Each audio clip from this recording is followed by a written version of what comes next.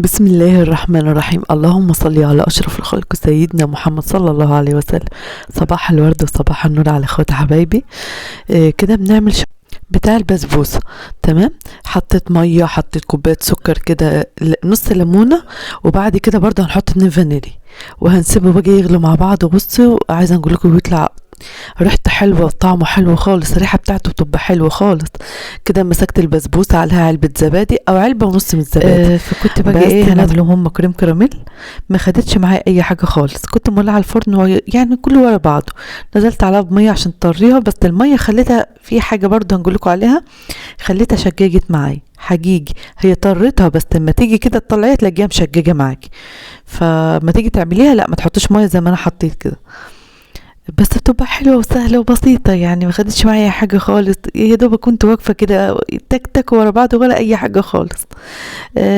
كنت اللهم صل على سيدنا محمد، صلى على سيدنا محمد صلى الله عليه وسلم. بس وجيت بقى مدخلها الفرن.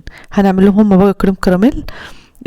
كيس من ده على فكرة احلى كريم كراميل تجيبيه، اللي هو شركة مايوي، بجد بيبقى روعة روعة. كنت غالية اللبن بقى. هننزل بالكيس برضو، ما بتحطلوش سكر، هو بيبقى سبحان الله يعني هما مظبطين السكر بتاعه. بس فديت تجلبة حلوة كده. كل ده ما خدش حاجة، هي كانت فترة بالليل وزي ما نقولك ورا بعض كده. وقت الشتاء بيبقى عايز الحاجات الدافية، عايز بقى سحلب، عايز ينسون، عايز كل الحاجة الدافية دي تعمليها. هو دخلته لهم التلاجة، بس يعني ما خليتوش هو التلج، لا هو ماسك في بعضه. كانت بقى ملك هنا بتساعدني، بتحط اللي هو الكراميل بتاعه، بجد بيبقى طعمه حلو خالص. العيال الصغيرة بتحب الحاجات دي. فبيحبوا بقى اللي هي الحاجات اللي بتبقى الايس كريم، اللي هو مش عارفة يعني بيحبوا الحاجات اللي فيها الوان كتير، والكلام ده بتغريهم بمعنى صح يعني. وبيبقى طعمه حلو. شوفي بقى انت السن، يعني عندك نونو صغنن كده مثلا سن 4 5 سنين، العيال بتحب الحاجات دي، وسهلة على فكرة. يعني عارفة انت اللي هو سهلة على السنان يعني. بتبقى طرية ومش الحاجات اللي هي الناشفة. وعندك اولادك صغيرين بتلحسيهم الكلام ده برضو حلو خالص. زي السريلاك، شفتي كده انت السريلاك نفس النعومة بتاعته او نفس الطعم مدي ليه يعني. هندخلهم بقى التلاجة شوية. هو على فكرة ماسك في بعضه كويس خالص، بس يعني يعني يدي قوام اكتر. كل ده كان بالليل. دخلت بقى المواعين وادي يقولوا لي ايه رايكم، حلو ولا لا؟ هو بيبقى جاهز، يا دوبك بس تحطيه في اللبن، بس بجد بيبقى طعمه روعه. كنت بقى طلعت هنا البسبوسه تمام كده. زي ما بقول لكم ما خدتش معايا حاجه، فما تغلطيش وتحط ميه. الميه خليتها بصوا هي حلوه وطريه وطعمها روعه وريحتها حلو، بس شججت من ده من الميه. فدي كنت عاملاه صينيه صغنونه خالص، عشان زي ما بقول لكم انا عيال عملت لهم حاجه تانية. البسبوسه زي ما بقول لكم التشججات دي او الشجاجه ديت من الميه. اوعى تحط ميه زي ما انا حطيت، انا قلت بقى الميه هتطريها ومش عارفه لا ده شججت، بس بجد طعمها حلو.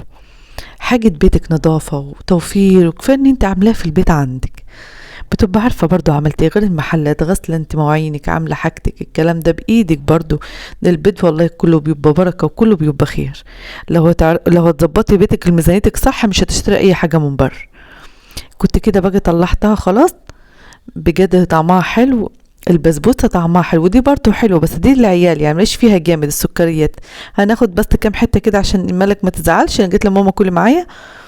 بس اللي هي البسبوسة حلوة. بصوا عامله ازاي حلو، القوام بتاعها كويس يعني. فساعة ما تقولي كريم كراميل هاتي من مايوي. مايوي فيها كل حاجة، ايس كريم، فيها سحلب، فيها ينسو، فيها كل حاجة، واسعارهم على فكرة حلوة خالص وسهلة وبسيطة. يعني دوبك بس بتحطيها في اللبن وتقلبي وخلاص. فكده خلصت الحمد لله. هخش باجي عايزه نقول لكل اخت لازم اهتمام بنفسك. بعد ما تخلصت المواعين خدي ايديكي كده برضو، عشان الجو برد وتلاقي ايديك ما تشججتش. انا العلبه دي اعوذ بالله من كلمتين بنجيبها ونحط عليها ليمون عشان بيطر. الجريسلين ماشي، عندك جريسلين برضو حط عليها زودي. ايه ده يا مارو؟ دي من ميزانية كل ما بنيجي نجيب حاجة نيجي حاطة لي 10 جنيه 5 جنيه على جنب، دي من ميزانية البيت. فبنيجي بقى نكمل نجيب مثلا حاجة نقصان الكلام ده. فجبت بقى عيالي طبعا الحمد لله يعني لقيتهم مش محتاجين حاجة، فجبت انا بقى اللي هي بتاعت البرفان دي. كنت جايبة دي اللي هي التانية دي كانت ب30، دي عاملة 90، بس ريحتها فواحة وجميلة. فانت برضو مصروف البيت كده خلي لك حاجة صغنونة كده على تحت ايدك، تجيب لك مرة صبع روج، مرة لازم الاهتمام بالنفس برضو، ما انت ست برضو وست الستات كمان. بس الاهتمام بالنفس ده بيديكي طاقة، بيديكي يعني تحس انت صغيرة. لا انا مش بنكبر، انا بنصغر. حاجات حلوة خليها في حياتك دايما. شوفي بقى بصي، انا كل مره بنقول فيديوهاتي طرحه، شوفي لفات طرحه، شوفي. لا انت بقى خلاص، انا مره هلف طرحه مره، يعني اكيد كلكم بتعملوا احلى حاجه، بس يعني ايه الناس بتعرف بعضها. فمره مسكت دولابك برفانيه، طبقيه تطبيقه حلوه كده بحاجه كويسه. مرة كده اقفي قدام المراية كده، انا الطرحة دي هنشوف هندخلها في طرحة تانية. نبقى بس بعد حقوق ربنا سبحانه وتعالى، حق ربنا، وبعد كده اعملي اللي انت عايزاه. شوفي عباية برضو تظبطيها على طرحة، يعني استغلي نص ساعة عليكي بالليل عشان تحس ان انت عايش، تحس كده ان انا مش مضغوطة في البيت، لا انا بنصغر مش بنكبر. مثلا هنيجي ننجي الكرسي من كرسي ونقعد عليه، نعمل لي كوبايه كبيره كده شاي، نعمل لي كوبايه كبيره كده نسكافيه ونقعد بقى ايه نشربها كده بمزاج. يعني غيري من مود حياتك بمعنى اصح. خدي الطاقه الايجابيه دايما. الحته اللي فيها كراكيب وكده بصي لها وقولي طب ليه الكراكيب دي عندي؟ طب حاجه ركناها مش مستفاده منها غير يستفاد منها، حاجه كراكيب مكسره مش عارفه ايه ارمي، هتعملي بيها ايه؟ نظفي مكانك، نظفي بيتك، خليكي انت عنوان للنظافة، عنوان للبيت المنور. ايه ده ريحة البيت جميلة، ست اللي فيه 10/10، ست منورة في بيتها دايما. جوزك بعرفك من عنوانك كده، عيالك عارفينك من عنوانك كده. أه حتى مثلا اي ست برضو جوزها مسافر، اي ست برضو جوزها في شغل او حاجة، انت بقى بشطارتك يعني عيالك برضو عوديهم تسريحة شعر، عوديهم ان هم يشيلوا الاكل مكانهم. واليوم اللي باباهم بيبقى قاعد فيه من الشغل خليه يوم فرحة. تصبحي كده شوفي يعني اجازة جوزك انت مثلا من بداية كده، افتحي على القرآن، حطي بخور، افتحي شبابك، خلي جو البيت كده فيه بهجة وفيه مرح، خليه كده يبقى بيت فيه طاقة ايجابية بمعنى اصح. ما تبقيش مثلا قاعده تزعجي معاهم قدام جوزك، عشان كل ده برضو بيدي انت بترمي عليه طاقه سلبيه بدون ما تاخدي بالك او بدون ما تشعري. فخلي بالك برضو، لان الست برضو صوتها يعني معلش برضو في البيت ما ينفعش ان لا، لازم برضو صوتك يبقى عيالك خانجينك، عيالك مزهجينك، معلش تعالي من مكان لمكان وفهميهم بالراحه، خديهم بلعب، اضحكي معاهم، خلي في اصنعي ذكريات في بيتك، خلي في ذكريات في بيتك. انا كنت بنقعد مع امي ده كانت بتعمل بيقول لي كذا ومش عارفه ايه، ده انا بنقعد مع بابا كان بيقول لي كذا، ده احنا كنا بنلعب بنتنطط. اصنعي ذكريات، لان الايام حالا يكبروا وتبص حواليكي كده تقولي ايه ده فين عيالي، فين ذكرياتي معاهم. خلي بالك على قد ما تقدري، انت بايدك بعد ربنا سبحانه وتعالى كل شيء. فما تخليش اليوم يعدي كده من غير ما انت مستفاده انت وعيالك وبيتك. شوفي بقى عايزه تظبطي بيتك ازاي، شوفي عايزه تظبطي حياتك ازاي، كل ده هتفرق معاكي في نفسيتك، هيعود عليكي. اما جوزك هيخش من بره يلاقي ريحه بيت حلوه، ست كويسه، ست بسم الله ما شاء الله، اللهم بارك يا رب مخليه البيت فل، هيسمعك كلمه حلوه، الكلمه دي انت هتاخديها طاقه حلوه وترميها على عيالك. فهي الدنيا هي سبحان الله هي لفه كده. حتى جوزك مسافر، حتى جوزك في مكالمة فيديوهات، في مثلا يعني انت بقى وشطارتك، انت بقى على حسب ما انت بتتعاملي. وربنا يسعدكم ويعمر بكم في بيوتكم يا رب، اللهم امين يا رب العالمين. كده بقى كنت خلصت، دخلت على المطبخ، دخلت على الصالة، دخلت على الأوضة، ودي كانت آخر حاجة الصالة. هنطفي بقى هنطفي النور كده، خلصت وحطيت برضو المعطر ده روعة روعة روعة روعة، مش العود ولا الكلام ده، مش عارفة اسمه ايه بصراحة، بس ريحته زي البرفانات بالظبط. كده كنت خلصت بقى، هنخش بقى كده خلاص الحمد لله، وكده مريش حاجة. يلا بقى كده الهدايا بتاعتكم الحلوة كده ربنا يجعلها في ميزان حسناتكم بالمثل يا رب العالمين. انا نتمنى بس حاجة من اخواتي، ردوا على بعض في التعليقات، في اجبروا بخاطر بعض. كل واحدة فيكم من بلد، واحنا كلنا سبحان الله يعني كلنا، انا ما كنتش نعرفكم ولا انتوا تعرفوني، بس المحبة من عند ربنا. فردوا على بعض، اكبروا في خاطر بعض، ليكي بالمثل في كل حاجة بتعمليها بإذن الله. يلا كده الدعاء بتاعكم الحلو، وربنا يسعد قلوبكم يا رب. في ام كاكو، ربنا يفرحها باولادها يا رب، ويهنيها ويسعدها يا رب، اللهم امين. في ام ايمن من بغداد، ربنا يديك الف صحه والف عافيه يا رب، اللهم امين. في دينا من مصر، ربنا يوعدك بابن الحلال اللي يهنيك ويريح بالك، اللهم امين يا رب. في ام الحبيب ومريم، ربنا يخلي لك اولادك يا رب، ويرزقك الرزق الواسع المبارك، اللهم امين يا رب.